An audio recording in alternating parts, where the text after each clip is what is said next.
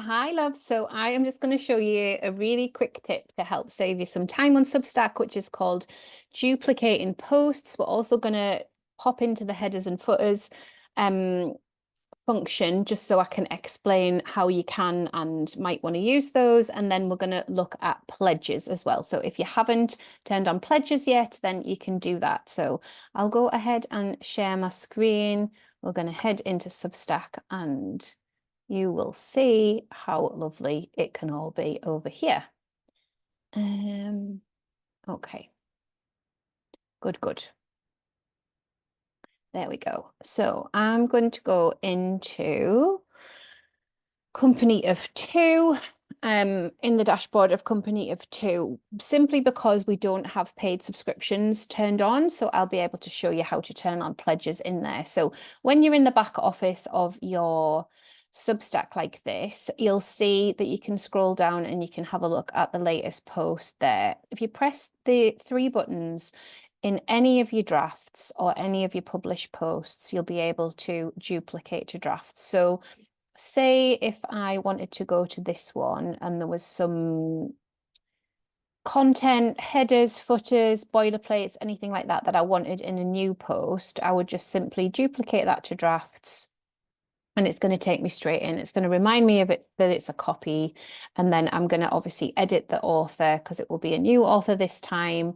But I could leave that the same and put a new author on. It's already got our little logo there, a little bit of words, all of that's in. So I can take all of that out and put a new one in. So that's our little boilerplate at the end. So I'm going to just show you how easy it is to do this and how much time it saves. So I'll leave that in for now because I might just edit that quote with a new person. So I'm ready now to just put somebody else's guest post in this, and it was literally seconds. So this I'll edit a little bit because it'll be up to date with where we are now. And then this quote will be from the new guest author, and this boilerplate, that might be absolutely fine to leave. It's got the subscribe buttons in, etc., etc. Edit header and footer. So at the minute we have this banner image, so that works quite nicely with having our logo either at the top or somewhere else in the post.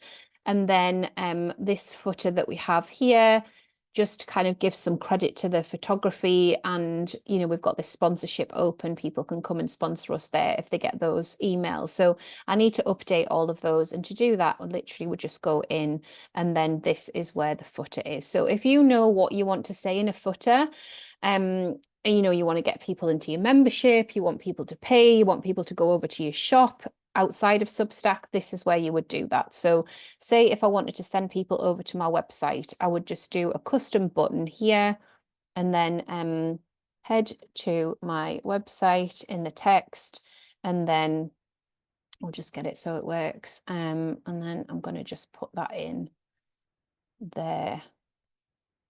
And then I know that anytime an email goes out, there's a little button that reminds people to go to the website. So put that on there, save that. And then when you go into your posts, obviously the one that we have just duplicated is there. And then we can carry on editing it. If we're ready to go through and publish, you guys will have seen this before, but if you haven't got paid on, then you've got this here. It's for everyone. We can put our tags on if we want to add a tag. This is the social preview, or we could put a different one in if we wanted to, whatever we want, make sure it fits. And then we can schedule it. If we untick this button here, it's just going to publish as a blog post and it isn't going to send out over email. So make sure to tick that. And then obviously we can calendar whenever we want that to go out and press the button to send it out. I'll cancel that so that I don't do that. Okay, so if we go back to the dashboard and go into settings, this is a good thing to remember anyway if you're looking for something in your settings. But say if I put that in there to have a look for pledges, you can just switch this little button, allow readers to pledge subscriptions. So we put that on there, and then it's going to say what the pledge is, and you can change this if you want to put it in a different currency. So obviously we'd be in British pounds, and then we can decide what these are, so we can edit these figures here. It's going to ask you to connect to Stripe.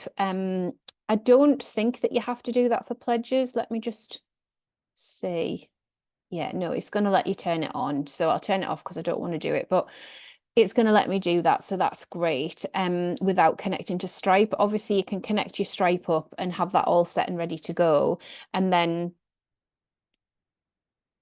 just check that one as well, what it does there. Yeah, it's the same thing. That's all good. Just don't know why it's come up twice.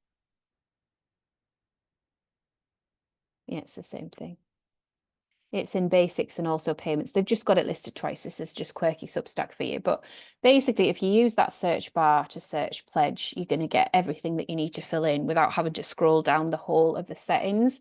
Now, I do have a video on settings that goes through absolutely every single one of these if you need to watch it. But if you're just wanting to quickly hop on and turn on pledges, you can do it like that. So just to do that again, so this is our main homepage. If you want to go into your dashboard, you're going to go into your dashboard this way.